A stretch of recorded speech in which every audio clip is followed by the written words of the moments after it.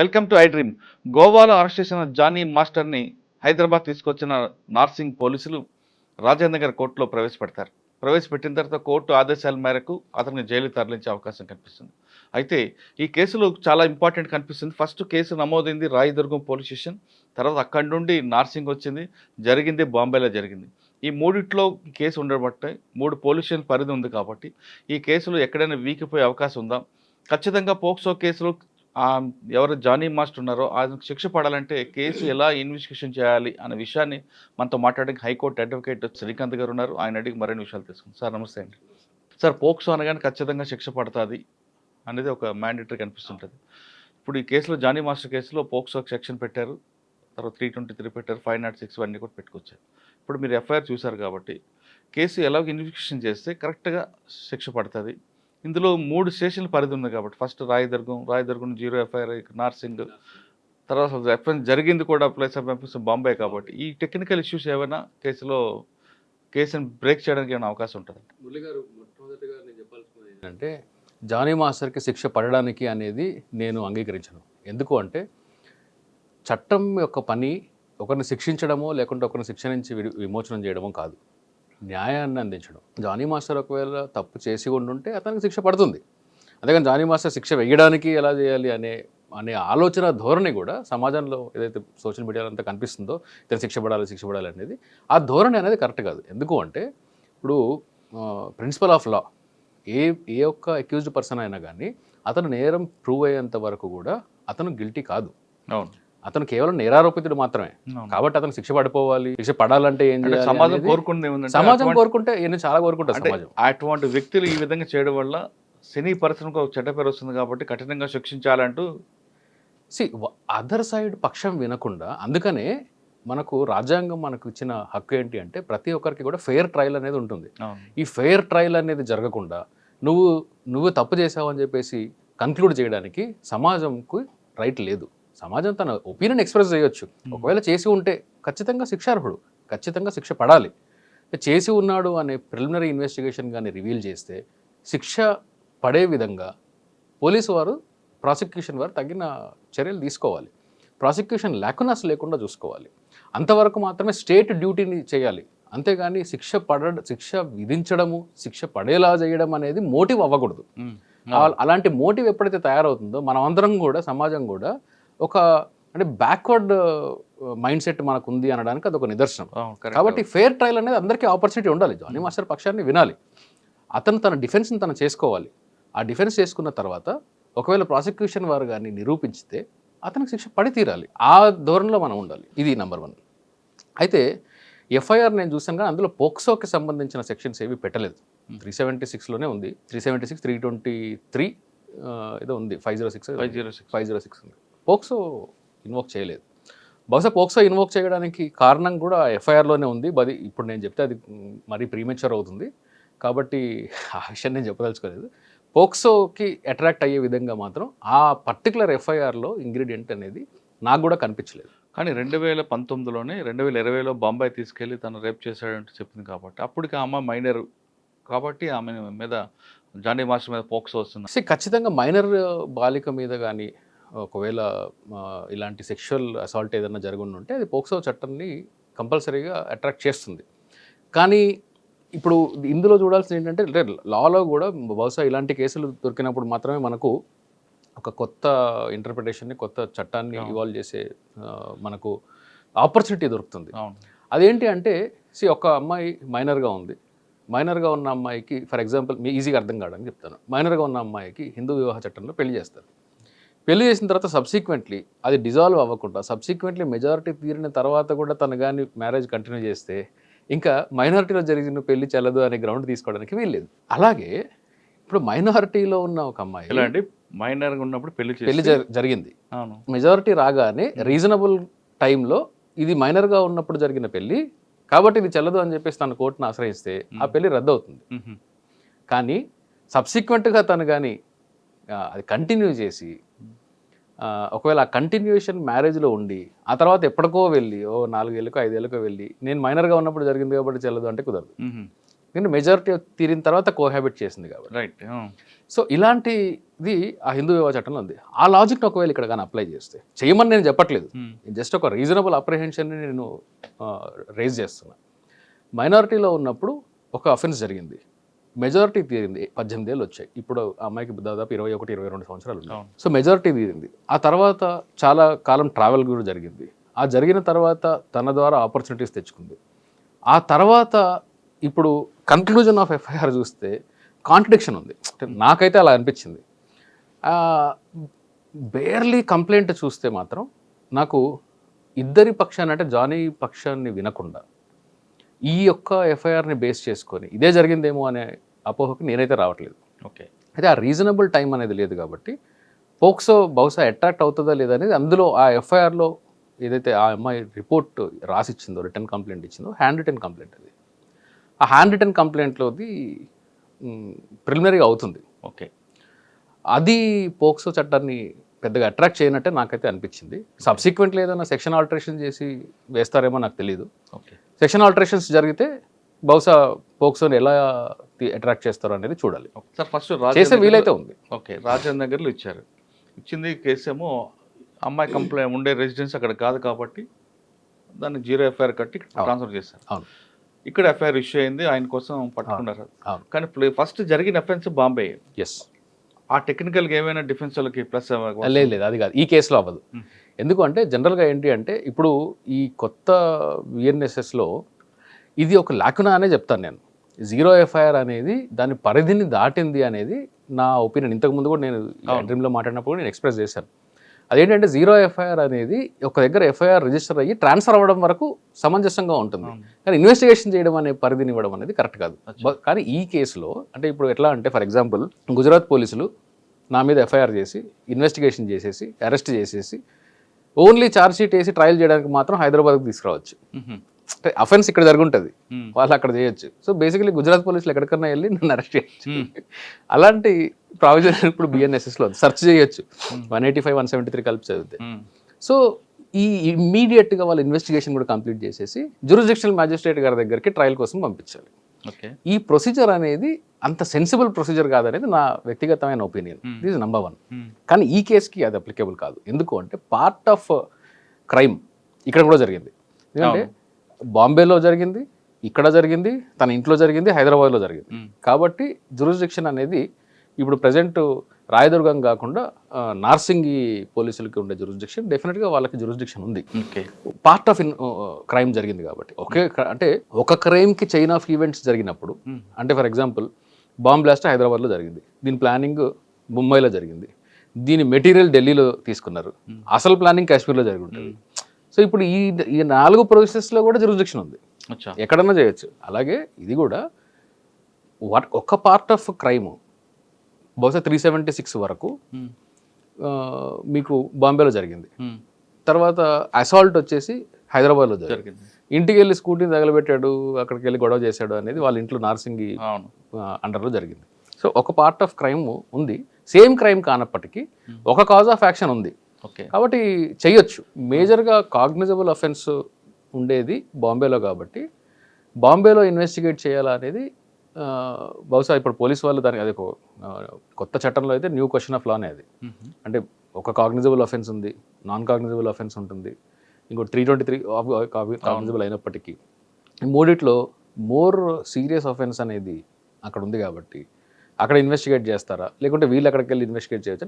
చట్టంలో అయితే వీళ్ళే అక్కడ ఇన్వెస్టిగేట్ చేయడానికి కూడా వీళ్ళకి రైట్ ఉంది. కాబట్టి జ్యూరిస్డిక్షన్ ఆస్పెక్ట్ మీద ఈ కేసు వీక్ అవుతుంది అని మాత్రం నేను అనుకోవట్లేదు. ఓకే. ఇప్పుడు నార్సింగ్ పోలీసులు చేస్తారండి. ఎస్. అంటే అక్కడ ఒక టీం పంపించి ఎవిడెన్స్ అక్కడ స్టేట్మెంట్ చేయొచ్చు. సార్ ఎప్పుడో 4 సంవత్సరాల క్రితం జరిగిన ఇష్యూ ఇది, ఇప్పుడు ఏం దొరుకుతుందండి వాళ్ళకి? సో ఇందులో సైంటిఫిక్ ఎవిడెన్స్లు అట్లాంటివి ఏం జరగదండి. బహుశా నాకు అంటే ఐ విట్నెస్లు ఎవరన్నా వచ్చి టెస్టిఫై చేస్తే తప్ప పెద్దగా ఈ కేసులో జానీ మాస్టర్కి శిక్ష పడుతుందని కూడా నేను అనుకోవట్లేదు. ఓకే.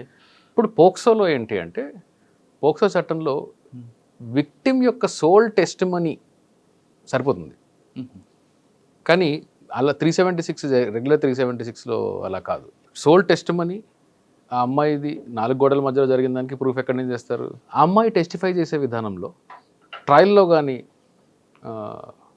అంటే నేను ట్యూటర్ చేసినట్టు అవుతుంది. ట్రయల్‌లో గానీ ఒకవేళ లాని సాటిస్ఫై చేయగలిగితే డెఫినెట్‌గా జానీ మాస్టర్ శిక్ష పడే అవకాశం ఉంది. ఓకే. ఇంకోటి ఈరోజు జానీ మాస్టర్‌ని కోర్టు ముందు ప్రవేశపెడతారు. సందర్భం వచ్చింది కాబట్టి చెప్తాను నేను మురళి గారు. ఒక సుప్రీం కోర్టు ఇప్పుడు ప్రెజెంట్ ఉన్న జస్టిస్ చంద్రచూడ్ గారు చీఫ్ జస్టిస్, అంతకు ముందున్న మంచి మంచి జడ్జిమెంట్స్లో కూడా, మంచి కాన్స్టిట్యూషనల్ జడ్జిమెంట్స్లో కూడా ఒక లాజిక్ అనేది సుప్రీంకోర్టు ఇవ్వడం జరిగింది. అదేంటంటే మ్యాజిస్ట్రేట్కి పోలీసులకి అంటే పోలీసులకు అరెస్ట్ చేసే రైట్ ఉంది, మ్యాజిస్ట్రేట్లకి రిమాండ్కి పంపించే రైట్ ఉంది. ఇది పవర్, కానీ నెసెసిటీ ఉందా లేదా అనేది చూడాలి. అంటే ఎంత పెద్ద రిజెక్ట్ చేసే అవకాశం కూడా మెజిస్ట్రేట్‌కి ఉంది. ఎస్, అంటే యాక్చువల్గా రిజిస్టర్ చేసే అవకాశం పక్కన పెడితే అసలు రిమాండ్కి పంపించే అవసరం ఉందా లేదా అనే స్క్రూటినీ అనేది జరిగి తీరాలి. అది జానీ మాస్టర్ అని చెప్పట్లేదు, ఎవరికైనా ఏ కేసు అయినా కానీ. ఎందుకంటే ఇప్పుడు ఒక కేసులో ఒక క్రైమ్ చేసిన వ్యక్తి, అక్యూజ్డ్ పర్సన్ నిజంగానే క్రైమ్ చేసి ఉండొచ్చు నాకు, అలాంటి వాటిల్లో పంపించాలి. ఒకవేళ చేయకపోతే ఏంటి అనే పరిస్థితి ఉన్నప్పుడు అక్కడే మ్యాజిస్ట్రేట్ మైండ్ అప్లై చేయాలి. మెకానికల్గా ఇప్పుడు ఎట్లా అయిపోయిందంటే మ్యాజిస్ట్రేట్లు కూడా చాలా మెకానికల్గా అదే కాపీ పేస్ట్ చూస్తున్నారు. రీసెంట్గా మన జస్టిస్ రాధారాణి గారు కన్విక్షన్ ఇచ్చారు మెకానికల్ రిమాండ్ పంపించినందుకు. కాబట్టి మెకానికల్ రిమాండ్ చేయకూడదు. కానీ కంటెంట్ ఏముంది, నిజంగానే ఇతను బయట ఉంటే అరెస్ట్ చేయాల్సిన అవసరం ఉందా, రిమాండ్ పంపించాల్సిన అవసరం ఉందా, రిమాండ్కి పంపకుంటే ఏం జరుగుతుంది, పంపితే ఏం జరుగుతుంది అనేది ప్రాపర్ జ్యుడిషియల్ స్క్రూటినీ జరిగిన తర్వాత మ్యాజిస్ట్రేట్ తన మైండ్ అప్లై చేసి అప్పుడు మాత్రమే పంపించాలి. మెకానికల్ నేను పంపించేస్తానంటే కుదరదు. అది చాలామంది మ్యాజిస్ట్రేట్లు చేస్తున్నారు. అది నాకైతే అసలు వాళ్ళు మైండ్ అప్లై చేస్తున్నట్టు అనిపించదు, చాలా కేసులు అనిపించదు. ఓకే. అలాగే ఈ 41A సిఆర్పిసి మనకు పాత చట్టంలో ఉంది కదా, ఇప్పుడు 35 BNS, అందులో కూడా కొత్త చట్టాలు తీసుకొని వచ్చినప్పుడు ఒక కొత్త చేంజ్ చేసే అవకాశం మనకు ఉన్నది. లాస్ట్ టైం నేను చెప్పాను. అదేంటి అంటే పోలీసు వారికి రీజనబుల్ గ్రౌండ్ కాదు కావాల్సింది అరెస్ట్కి, రీజనబుల్ సస్పిషన్, రీజనబుల్ రిపోర్ట్ ఉండాలి, అంటే కంప్లైంట్ వాడుక భాషలో, రీజనబుల్ సస్పిషన్ ఉండాలి. అంటే ఇన్వెస్టిగేషన్ ఆఫీసర్ నాకు అనుమానం ఉంది అంటే ఎవరైనా అరెస్ట్ చేయొచ్చు, అది కుదరదు. There shall be reasonable ground. రెండుకి తేడా ఉంది. Reasonable ground for arrest, reasonable suspicion for arrest. ఇప్పుడుండే లాలో లాంగ్వేజ్ ఏంటి అంటే రీజనబుల్ సస్పిషన్. అంతకుముందు 41Aలో కూడా అదే ఉంది, రీజనబుల్ సస్పిషన్ ఉంటే అరెస్ట్ చేయొచ్చు అని. ఇప్పుడు కూడా 35లో అదే ఉంది, రీజనబుల్ సస్పిషన్ ఉంటే అరెస్ట్ చేయొచ్చు అని. అంటే ఒకరి అనుమానం మీద నా ఫండమెంటల్ రైట్స్ని కాదని చెప్పి నన్ను జైల్లో పెట్టచ్చు. ఇది అంత మెచ్యూర్డ్ లా కాదు ఇది. ప్రపంచంలో ఎక్కడ కూడా రీజనబుల్ సస్పిషన్ మీద ఎవడ అరెస్టులు చేయడు. పోలీస్ కస్టడీలు గ్రాంట్ చేయరు, ఇండియాలోనే ఉంది ఇది. కాబట్టి అది అంత సెన్సిబుల్ ప్రొసీజర్ కాదు సార్. చాలామంది ఇప్పుడు 4 సంవత్సరాల క్రితం జరిగిన ఇష్యూని ఇంతకాలం గ్యాప్ ఇచ్చి ఇప్పుడు ఎందుకు తెర మీద తీసుకొచ్చారు అని ఒక విషయం తీసుకొచ్చారు తెర మీదకి. ఈ పాయింట్ ఏమైనా కేసులో ఏమైనా వీకే అవకాశం ఉంటుంది. ఎందుకంటే డిలే ఇన్ ఎఫ్ఐఆర్ అనేది అది అక్యూజ్డ్కి జనరల్గా ఫేవర్ చేస్తుంది. కానీ డిలేకి రీజనబుల్ కాజ్, రీజనబుల్ గ్రౌండ్స్ చూపించగలిగితే అది అక్యూజ్డ్కి ఫేవర్ అవ్వకపోవచ్చు. కానీ ఈ కేసులో నేను చూసేది ఏంటి అంటే, బికాజ్ ఆఫ్ చాలా సోషల్ మీడియాలో నేను చాలా చూశాను, సోషల్ మీడియా వేరే వాళ్ళలో కాదు, వీళ్ళిద్దరి మధ్యలో జరిగిన అంత సజెస్టివ్గా నాకు అనిపించలేదు. డిలేని సాటిస్ఫై చేయలేకపోవచ్చేమో. కానీ ఒకవేళ జానీ మాస్టర్ అయినా ఏ పెద్ద స్టార్ అయినా కానీ తప్పు చేసి ఉండుంటే, సెక్షువల్ హెరాస్మెంట్ చేసి ఉండుంటే ఖచ్చితంగా జైలుకి వెళ్ళాలి, శిక్ష పడాలి. ఒకవేళ పోలీసు వారు కానీ, నా రిక్వెస్ట్ ఏంటి అంటే పోలీసు వారికి ఇన్వెస్టిగేషన్లో ఒకవేళ ఇతను నిజంగానే ఇలాంటిది చేశాడు అనేదానికి వాళ్ళు నమ్మడానికి కానీ గ్రౌండ్స్ దొరికితే, మెటీరియల్ దొరికితే ఖచ్చితంగా ప్రాసిక్యూషన్ లేకుండా శిక్ష పడేలా చేయాలి. ఇలాంటి కేసులో శిక్ష పడితే చాలామందికి ఒక మంచి స్ట్రాంగ్ మెసేజ్ అవుతుంది. అట్ ది సేమ్ టైం ఒకవేళ ఏమీ చేయలేదు, మనకు ఇంక్రిమేటింగ్ మెటీరియల్ దొరకట్లేదు అని అనుకుంటే పొలిటికల్ ప్రెజర్స్కి, సోషల్ ప్రెజర్కి వాళ్ళు లొంగిపోయి ఏదో చేయాలి అని చెప్పి మెకానికల్గా ఛార్జ్ షీట్ ఫైల్ చేసి ట్రయల్కి పంపిస్తే మాత్రం అది పోలీసు వారు చేసిన తప్పు అవుతుంది. ఒకవేళ ఇప్పుడు 4 సంవత్సరాల వరకు చేశారు కాబట్టి కంప్లైంట్ అవ్వడం ఏదో మిస్టేక్ ఉండొచ్చు, అంటే అప్పుడు భయపడో చెప్పకపోవచ్చు, లేదా ఈయన ఇంకేదో చేసి ప్రలోభాలకి బెండ్ అయి ఉండొచ్చు. ఇప్పుడు ఆమె ముందుకు వచ్చారు. ఇప్పుడు మీరు చెప్తున్నట్లు ల్యాక్ కనిపిస్తుంది. అవి దాన్ని ఓవర్కమ్ చేయాలంటే దానికి రెమెడీ ఏముందండి? అంటే దానికి రెమెడీ మనం డిస్కస్ చేయడం అంత సమంజసం కాదు మురళి గారు. అంటే అమ్మాయికి న్యాయం చేసినట్టు అవుతుంది కదా. ప్రాసిక్యూషన్లో చాలా మంది నేను చెప్తున్నాను ముందే, అమ్మాయికి న్యాయం చేయడమా జానీని శిక్షించడమా అనేది కాదు. చట్టం యొక్క పరిధి కాదు, చట్టం ఉద్దేశం అది కాదు, నా ఉద్దేశం కూడా అది కాదు. నిజంగా తప్పు జరిగి ఉంటే శిక్షించబడాలి, తప్పు జరగకుండా ఉంటే దానికి ఒకవేళ ఫాల్స్ కేసులో కానీ ఫ్రేమ్ చేస్తున్నట్టు కానీ బయటపడితే దానికి తగ్గట్టు శిక్షలు కూడా ఉండాలి. సో మనము we're in not business of justice as a lawyer, business of law. మేము చట్టాన్ని మాత్రమే గౌరవించాలి, చట్టాన్ని ఇంప్లిమెంట్ చేయాలి, చట్ట పరిధిలో ట్రయల్స్ చేయాలి. అంతేగాని దీనిలో న్యాయం ఏంటి అని చూస్తే చాలాసార్లు న్యాయం వెనకాల పోయి చట్టాన్ని వైలేట్ చేస్తాము, చట్టం వెనకాల పోయి న్యాయాన్ని వైలేట్ చేస్తాం. అంటే బ్యాలెన్స్డ్గా అప్లికేషన్ ఆఫ్ మైండ్తో వెళ్ళాలి. ఇంకా ఈ కేసులో 354D ఉంది.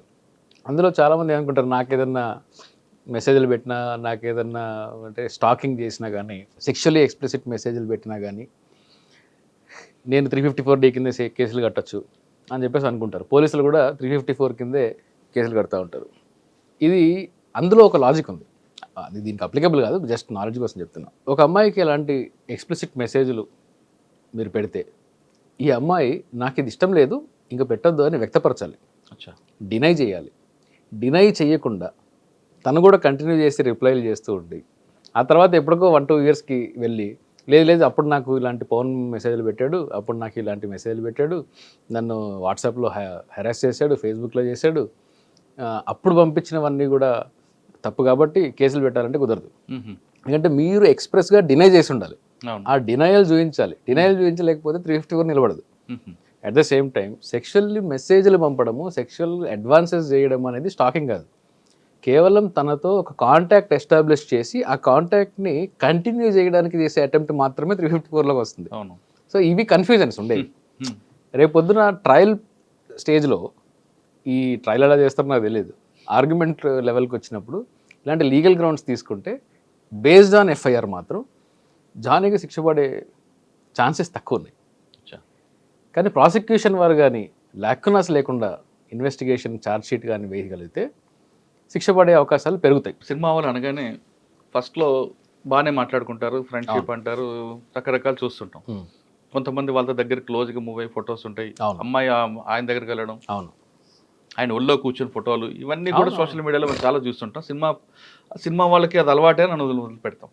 కొంతకాలం వాళ్ళిద్దరూ బాగానే ఉన్న తర్వాత ఎక్కడో ఏదో విషయంలో చిన్న క్లాష్ వస్తుంది, నన్ను ఈ విధంగా పట్టుకున్నాడు, ముద్ద పెట్టాడను, లేదా నన్ను ఈ విధంగా నైట్ రమ్మన్నాడను, ఆ ఫొటోస్ అన్నీ రిలీజ్ చేశారనుకోండి, అప్పుడు ఆ హీరో బతుకు బస్ స్టాండ్ అవుతుంది. అంతే. ఓకే, అటువంటి కేసుల్లో పెట్టే అవకాశం ఉందంటారు? ఎప్పుడో మంచి ఫ్రెండ్షిప్ ఉన్నప్పుడు దిగిన ఫోటోలు ఇప్పుడు అమ్మాయి రిలీజ్ చేసి నన్ను ఈ విధంగా ఇబ్బంది పెట్టాడు అని ఎవరైనా చేస్తే దానికి ఏంటి రెమెడీ ఏంటి? కేసులు పెట్టడానికి, ఎఫ్ఐఆర్లు చేయడానికి మాత్రం పనికొస్తుంది, కానీ ట్రయల్లో నిలబడదు ఇలాంటివన్నీ. కాండక్ట్ ఉంటుంది కదా, సబ్సిక్వెంట్ కాండక్ట్ ఏంటి? కానీ ఈలోగా పోలీసులు అరెస్ట్ అంటే ఉంటాయి, అంటే ప్రొసీజర్ పనిష్మెంట్ ఉంటుంది, ప్రొసీజరల్గా ఉంటుంది, కానీ అల్టిమేట్గా శిక్షలు పడడానికి చాలా అవకాశాలు తక్కువ. అందుకే నేను చెప్తున్నాను, రీజనబుల్ గ్రౌండ్, రీజనబుల్ సస్పెక్షన్ అనేది. అందుకే దీనికి ప్రూఫ్ ఉందా లేదా చూడాలి. ఎఫ్ఐఆర్ కట్టచ్చు, అరెస్ట్ చేయడానికి అంటున్నాను నేను. చేస్తే ఇన్వెస్టిగేషన్ కూడా కొంచెం సీరియస్ లెవెల్లో చేసే ఛాన్సెస్ ఉంటాయి. ఇప్పుడు మీరు అన్నట్టు చాలా కేసులు సినిమా ఇండస్ట్రీ కాదండి, బయట కూడా మీకు బయట కూడా ప్రతి ఇండస్ట్రీలో ఉంటుంది, నాకు తెలిసి మీడియాలో ఉంటుంది, అండ్ మా ఫీల్డ్లో ఉంటుంది, సాఫ్ట్వేర్ ఫీల్డ్లో ఉంటుంది, ప్రతి ఫీల్డ్లో ఉంటుంది. ఫ్రెండ్షిప్ ఉంటుంది, కొన్ని రోజులు కలిసి ట్రావెల్ చేస్తారు, బాగున్నంత వరకు అన్నీ బాగుంటాయి. కరెక్ట్గా ఎప్పుడైతే దెబ్బలాడుకొని విడిపోతారో అప్పుడు కేవలం తిన ఉమెన్ కాబట్టి నేను చెప్పింది అందరూ నమ్మేస్తారనే ధోరణితో చాలామంది అబ్యూజ్ చేస్తారు, ప్రాసెస్ ఆఫ్ లాని అబ్యూజ్ చేస్తారు అని చెప్పి ఆ ధోరణితో బయటకు వచ్చి నేను అప్పుడెప్పుడో 2018లో ఏదో చేశాను, 2019లో నాకు ముద్దు పెట్టాడు, 2020లో నేను ఇచ్చాను అని చెప్పి ఈ ఆఫ్టర్ థాట్స్తో వస్తారు. అలాంటి కేసు పెట్టడానికి పనికొస్తాయి, కానీ శిక్షలు పడడానికి పనికిరావు. కానీ మధ్యలో ఈ ప్రొసీజర్ పనిష్మెంట్ ఉంటుంది కదండి. ప్రొసీజర్ అనేది తప్పదండి, అరెస్ట్ అంటారో, ఫ్యామిలీ అవి తప్పకపోతుంది, జైలుకి వెళ్తాడు. ఎందుకు అంటే ఇక్కడ చట్టము అక్యూజ్డ్ పర్సన్ని కూడా ప్రొటెక్ట్ చేస్తుంది. అక్యూజ్డ్ పర్సన్ని ప్రొటెక్ట్ చేస్తూ అలెజ్డ్ విక్టిమ్ రైట్స్ని కూడా చట్టం కాపాడుతుంది. ఈ రెండుకి మధ్యలో బ్యాలెన్సే. ఇది శిక్ష ఏం కాదు, జైలుకి పంపించడం అనేది రిమాండ్ అంటాం, అందుకని కన్విక్షన్ కాదు. So only judicial remand. Court పరిధిలో కోర్టు డైరెక్ట్గా పర్యవేక్షణ ఉండే జైలు డిపార్ట్మెంట్ పోలీస్ డిపార్ట్మెంట్ కాదు. ఈ పోలీసులకు జైల్లో ఏం అథారిటీ ఉండదు. రిమాండ్కి పంపించారు అంటే పోలీసు వాళ్ళు కస్టడీ కావాలంటే పిటిషన్ వేసి కోర్టుని సాటిస్ఫై చేసి అదర్ సైడ్ ఆప్షన్ ఇచ్చి ఛాన్స్ ఇచ్చి ఆర్గ్యుమెంట్కి ఛాన్స్ ఇచ్చి ఒకవేళ అప్పటికి కస్టడీ అవసరం అనుకుంటే ఇస్తారు. సో పోలీస్ రిమాండ్ అనేది శిక్ష కాదు. కానీ ఎఫ్ఐఆర్ అయిన దగ్గర నుండి మీరు చెప్తున్న రిమాండ్ వరకు బెయిల్ వచ్చే వరకు, అది కండిషన్ బెయిల్ అవ్వచ్చు లేదంటే ఇంకేదో బెయిల్ వచ్చే వరకు ఈలోగా మీడియాలో స్టోరీలు డ్యామేజ్ అవుతుంది. ఇవంతా కూడా వాళ్ళకి డ్యామేజ్ అవుతుంది కదా. డ్యామేజ్ అవుతుంది. అందుకని ఇప్పుడు 211 ఉంది ఐపీసీలో, దాని కరస్పాండెంట్ సెక్షన్ ఏదో బిఎన్ఎస్లో ఉంటుంది, నాకు నంబర్ గుర్తులేదు. 211 ఐపీసీ ఉంది. అందులో ఎవరైనా ఒక అవతల ఒక వ్యక్తిని ఫ్రేమ్ చేసి అతని మీద ఫాల్స్ క్రిమినల్ కంప్లైంట్స్ ఇచ్చి అతనికి శిక్ష పడేలాగా చేయాలని చెప్పి కుట్ర పన్నితే వాళ్ళకు కూడా సేమ్ అలాంటి శిక్షలే అప్లికబుల్ అవుతాయి 211 కింద.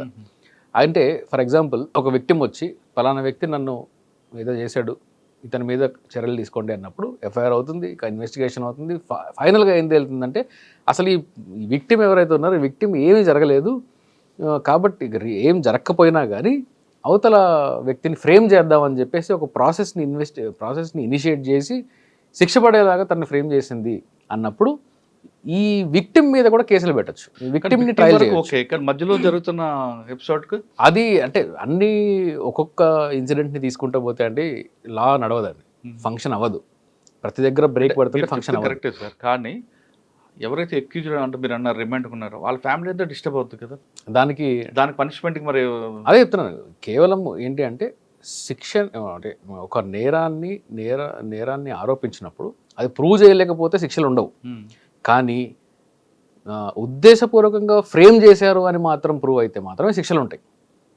కాబట్టి మీకు ఒకవేళ ఈ ఫ్యామిలీకి అన్యాయం జరుగుతుంది, ఈ వ్యక్తి అక్యూజ్డ్ పర్సన్ యొక్క ఫ్యామిలీ కూడా డిస్టర్బ్ అవుతుంది కాబట్టి ఇన్వెస్టిగేషన్ చేయకూడదు అనేది కరెక్ట్ కాదు. అట్లా జరిగితే ఏ క్రైమ్ రిపోర్ట్ అవ్వదు. అట్లాగే ఉమెన్కి కానీ లేకుంటే ఎవరైనా కానీ ఈ 0 ఎఫ్ఐఆర్ గురించి మీరు అన్న ఏంటి అంటే ఎక్కడికన్నా వెళ్ళి నేను కంప్లైంట్ ఇస్తాను అనడం అనేది అన్ని వేళలా కరెక్ట్ కాదు. అది జ్యుడిషియల్ ఇంటెన్షన్, ఇంతకుముందు జడ్జిమెంట్స్లో ఇంటెన్షను, ఇప్పుడుండే చట్టం ఇంటెన్షన్ ఒక పరిధి దాటింది అనేది వేరే అంశం. అయితే ఏంటి అంటే నేను ఈరోజు బంజారాహిల్స్లో ఉంది, క్రైమ్ జరిగింది ఒక లాస్ట్ ఇయర్ జరుగుతుంది. ఒకసారి క్రైమ్ జరిగింది, ఇట్స్ ఆల్వేస్ ఎ క్రైమ్, అది రిపోర్ట్ చేయొచ్చు. కాగ్నిజబుల్ అఫెన్స్ అయితే దానికి లిమిటేషన్ ఏమి ఉండదు. జనరల్గా 3 yearsలో జరిగే 3 years వరకు శిక్ష ఉండుంటే దానికి 3 years అని ఒక టేబుల్ ఉంది, టేబుల్ ఆఫ్ కంటెంట్స్ ఉంది. దాన్ని బట్టి మనము కంప్లైంట్ ఇవ్వాలి. 354 ఉంది, విదిన్ 3 years ఇవ్వాలి, కాగ్నిజెన్స్ తీసుకోవాలి. 3 years దాటితే కాగ్నిజెన్స్ తీసుకోవడానికి వీల్లేదు.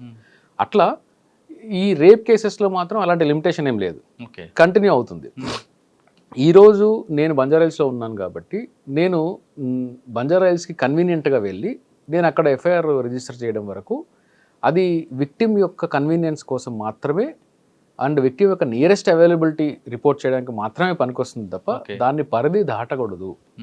అది అంతేగాని నేను బంజారాహిల్స్లో ఉంటున్నాను కానీ నాకు బేగంపేట సిఐ గారు మంచి ఫ్రెండ్, నేను అక్కడికి వెళ్ళి ఎఫ్ఐఆర్ చేస్తాను ఎందుకంటే బంజారాహిల్స్ వాళ్ళు చేయట్లేదు కాబట్టి అక్కడ నుంచి ట్రాన్స్ఫర్ చేయించుకుంటాను అనే అబ్యూజ్ అనేది జరుగుతుంది. కొంచెం అది ఉంటుంది. జనరల్గా నాకే ఫోన్లు చేస్తారు, చేసి ఏమండి మా లోకల్ పోలీస్ స్టేషన్ రీసెంట్గానే వచ్చింది ఒక కాల్, లోకల్ పోలీస్ స్టేషన్లో ఎఫ్ఐఆర్ కట్టినట్టున్నారండి, మీకు ఏమైనా తెలిసిన పోలీసు వాళ్ళు ఉంటారు కదా చెప్పండి, అక్కడికి వెళ్ళి 0 ఎఫ్ఐఆర్ చేస్తాను అక్కడ నుంచి ట్రాన్స్ఫర్ చేసుకుంటాను. అది కరెక్ట్ కాదు సార్. మన దగ్గర అంటే నేను ఈ కేసు గురించి మాట్లాడుకుంటా, ప్రొసీజర్ పనిష్మెంటే కనిపిస్తుంది తప్ప లాస్ట్ కన్వెక్షన్ వచ్చింది, శిక్ష పడింది ఒక వైట్ కలర్ రెఫరెన్స్ కానీ ఏదో కేసులో కానీ అది ఆ రేషియో తక్కువ ఉంది, ఈ రేషియో ఎక్కువ కనిపిస్తుంది. ఎందుకు ఉంది అంటే వాస్తవం, అది నిజంగానే వాస్తవం. అది నాకు తెలిసి ఈ ఫైనాన్షియల్ అఫెన్సెస్లో వైట్ కలర్ అఫెన్సెస్లో వాటిల్లో కూడా పెద్ద కన్విక్షన్ రేట్ ఏం లేదు. కానీ ప్రొసీజర్ పనిష్మెంట్ ఉంటుంది. ప్రొసీజరల్ పనిష్మెంట్ కాదు, ప్రొసీజరల్ హెరాస్మెంట్. ప్రొసీజరల్ హెరాస్మెంట్ అది పనిష్మెంట్ అనలేక అదే పనిష్మెంట్. అది ఈ ధోరణి మ్యాజిస్ట్రేట్స్లో కూడా ఉంది, జడ్జెస్లో కూడా ఉంది. ఏంటి ఫర్ ఎగ్జాంపుల్ 376 90 days దాకా నేను ఇవ్వను, ఇదేంటి డిపాజిటర్స్ యాక్టా 60 days దాకా నేను ఇవ్వను, మర్డర్ కేసా 90 days దాకా నేను ఇవ్వను, ఛార్జ్షీట్ వేసారా వేయలేదా. అంటే ఇంత మెకానికల్గా ఈ కేసు అంటే ఎటు కన్విక్షన్ పడుతుంది కాబట్టి వీడిని 4 రోజులు జైల్లోనే పెడదాం. అదే ఆ మైండ్ జైలు సెట్కి వచ్చారు. అదే అంటే పోలీసులు కూడా అలాగే తేనట్లున్నారండి చాలా కేసుల్లో.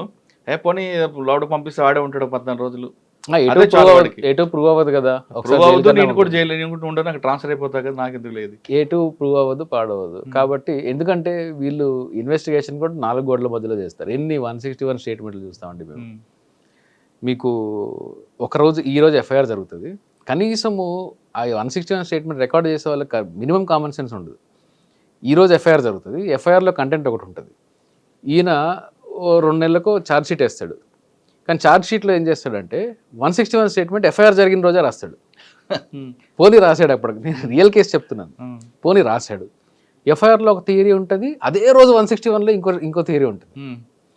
అది ఒకటే రోజు ఎలా చేస్తారు అంటే బహుశా ఇది ఒక 1 month లేకుంటే 1 week తర్వాత రాస్తే ఆ కంప్లైంట్ ఇచ్చిన వ్యక్తో, విట్నెస్ ఇచ్చిన వ్యక్తో దాని థియరీని డెవలప్ చేసి లాకునస్ని క్లియర్ చేసి ఇంకా ఫర్దర్ ఇన్ఫర్మేషన్ ఇచ్చిండొచ్చు, కానీ అదే రోజు చేస్తాడు. నాలంటోడు ఏం కొడతాడు ట్రయల్లో, సేమ్ డే ఇది చెప్పావు, సేమ్ డే పోలీసుల ముందు ఇది చెప్పావు, రెండింటి లేదు కరెక్ట్. మరి డౌట్, బెనిఫిట్ ఆఫ్ డౌట్ అక్యూజ్డ్కి వచ్చిందా లేదా, ఇలాగ పోతాయి. ప్రాసిక్యూషన్ లాకునస్ ఎట్లా ఉంటాయి అంటే చాలా సిల్లీగా ఉంటాయి. పెద్ద మంచి ఇన్వెస్టిగేషన్ చేస్తారు, ఫౌండేషన్లో లాకునస్ ఉంటాయి, అక్కడ పడిపోతుంది, ఫౌండేషన్లో ఎగిరిపోతాయి కేసు.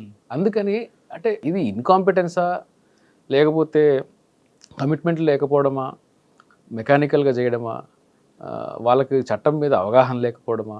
అవగాహన లేకపోవడం కదా ప్రెజర్ అనుకోవచ్చు. రకరకాల బందోబస్తులు ఉంటాయి. అంటే ప్రతి కేసులో ప్రెజర్స్ కుదరదండి. ఇప్పుడు కొన్ని కేసుల్లో లైఫ్ కన్విక్షన్లు పడిన వ్యక్తులకి కూడా తర్వాత హైకోర్టు కాంపెన్సేషన్ ఇచ్చి మరి బయటకు తీసుకొచ్చిన కేసులు ఉన్నాయి. సత్యంబాబు కేసు ఉంది, కాంపెన్సేషన్ ఇచ్చి మరి బయటకు తీసుకొచ్చిన కేసులు ఉన్నాయి. అదేంటి, ఫౌండేషన్లో ప్రాసిక్యూషన్ లాకునస్ ఉంటాయి, చేశారా లేదా అనే సంగతి తర్వాత. ఫౌండేషన్ లాకునస్ ఉంటాయి, ప్రాసిక్యూషన్ లాకునస్, అవి చాలా అంటే చాలా సిల్లీగా చేస్తారు అట్లాంటివన్నీ. సార్ ఫైనల్గా చెప్పండి, నేను ఈ కేసు గురించి, జానీ మాస్టర్ కేసు గురించి మాట్లాడలేదు, కానీ ఇటువంటి హై ప్రొఫైల్ కేసులు ఫస్ట్లో చాలా బ్లో అప్ అయిపోయి, అవును అసలు ఆహా ఓహో అంటుంటారు, లాస్ట్కి వచ్చేసరికి ఆ కేసు తుస్సుమంటుంటుంది. అవును, అంటే కంప్లైంట్ అయినా డ్రాప్ అయిపోవాలి, విట్నెస్ అయినా స్టాల్ అవ్వాలి, కాంప్రమైజ్ అయినా అవ్వాలి. ఇప్పుడు ఇటువంటి సంఘటనలు జరిగినప్పుడు కోర్టు టైం వేస్ట్ చేసినందుకు అప్పుడు విక్టిమ్ మీద కేసు పెట్టచ్చా? ఒకవేళ విక్టిమ్ తినని కావాలని ఫ్రేమ్ చేసింది అని మాత్రం ప్రూవ్ అయితే మాత్రమే పెట్టచ్చు. మిగతా ఏ 164లో స్టేట్మెంట్ ఇచ్చిన తర్వాత కూడా కొంతమంది యూటర్న్ తీసుకుంటారు. అది హాస్టైల్ అయిన దానికి దాన్ని ఏం చేయలేమండి, హాస్టైల్ విట్నెస్ని ఏం చేయలేము. విట్నెస్ కదా కంప్లైంట్ అంటే 164లో స్టేట్మెంట్ కూడా హాస్టైల్ అవ్వచ్చు అయిన తర్వాత కూడా, అంటే కోర్టు టైము తర్వాత ఆయనకు జరగాల్సిన నష్టం జరిగింది కదా? లేదు, అంటే జరగాల్సిన నష్టం జరిగిందంటే ఇప్పుడు అలాంటి ధోరణి తీసుకుంటే కంప్లైంట్స్ అసలు రావు, ఇనిషియల్గా అసలు రిజిస్టర్ కూడా కావు, తర్వాత దేని వల్ల కేసులు ఎగిరిపోయి కోర్టు టైం మొత్తం వేస్ట్ చేయండి, కోర్టు టైం వేస్ట్ అవుతుంది. అన్ఫార్చునేట్, అది దానికి ఇమీడియట్ సొల్యూషన్ అయితే లేదు. ఎందుకంటే కోర్టు టైం వేస్ట్ అవ్వింది అనే కన్క్లూజన్కి మనం రావాలి అంటే నేను ఇందాక చెప్పాను కదా, అరెస్ట్ అప్పుడు, ఎఫ్ఐఆర్ రిజిస్ట్రేషన్ అప్పుడు, ప్రిలిమినరీ ఇన్వెస్టిగేషన్ అప్పుడు చట్టంలో బిఎన్ఎస్ఎస్లో మార్పులు తెచ్చి ఈ రీజనబుల్ సస్పిషన్ కాదు గ్రౌండ్స్ అన్నట్టు క్రియేట్ చేసి ఈ ప్రొసీజర్ కానీ స్ట్రెంథన్ చేసి ఉంటే కోర్టు టైం వేస్ట్ అవ్వకుండా ప్రాపర్ ఇన్వెస్టిగేషన్ జరిగి ప్రాపర్ ప్రొసీజర్ ఫాలో అయ్యి కోర్టు దగ్గరికి వెళ్ళినప్పుడు కన్విక్షన్ రేటు పెరుగుద్ది. ఓకే, అవును. సో కన్విక్షన్ రేట్ అనేది కోర్టులో కాదు, ప్రాసిక్యూషన్లో ఉంటుంది. కోర్టు తప్ప కాదు అది. చాలామంది ఇదేం కోర్టు అండి అని, కోర్టు కాదు, ప్రాసిక్యూషన్ చేయాలి అది, పోలీసు వాళ్ళు, పబ్లిక్ ప్రాసిక్యూటర్స్ పని అది. సో ఆ ప్రాసిక్యూషన్ లేకుండా, ప్రాసిక్యూషన్ ఇన్వెస్టిగేషన్ ప్రాపర్గా లేకపోవడం, చట్టం కూడా అంతకు స్ట్రెంగ్గా లేకపోవడం అనేది మనకు క్వైట్ అన్ఫార్చునేట్. అది జానీ మాస్టర్ కేసులో పోలీసులు అరెస్ట్ చేసి ఛార్జ్ షీట్ వేయడంలో ఉత్సాహం, కరెక్ట్గా చేసి ఇన్వెస్టిగేషన్ చేస్తే జానీ మాస్టర్ ఖచ్చితంగా శిక్ష పడుతుందంటున్నారు శ్రీకాంత్ గారు. ఏదో మీడియా హడావడి కోసం తూతూ మంత్రంగా చేయకుండా కరెక్ట్గా ప్రొసీజర్ ప్రకారం వెళ్తే, ప్రాసిక్యూషన్ కూడా కరెక్ట్గా ఇన్వెస్టిగేషన్ చేసుకుంటూ వెళ్తే ఖచ్చితంగా శిక్ష వస్తుంది, లేదా ఆ కేసు కూడా చాలా కేసులాగా నీరుగారే అవకాశం కనిపిస్తుందంటూ శ్రీకాంత్ చెప్తున్నారు. ఇది శ్రీకాంత్ గారితో, ఒకవేళ ఆయన చెయ్యకపోతే శిక్ష పడకూడదని కూడా చెప్తున్నాను నేను, శిక్ష పడకూడదు కూడా చెప్తున్నారు. ఇది శ్రీకాంత్ గారితో ఎక్స్క్లూజివ్ ఇంటర్వ్యూ. వచ్చే వారం మరో విషయంలో మళ్ళీ కలుద్దాం. అంతవరకు నమస్తే, thank you sir, thank you very much. నమస్తే.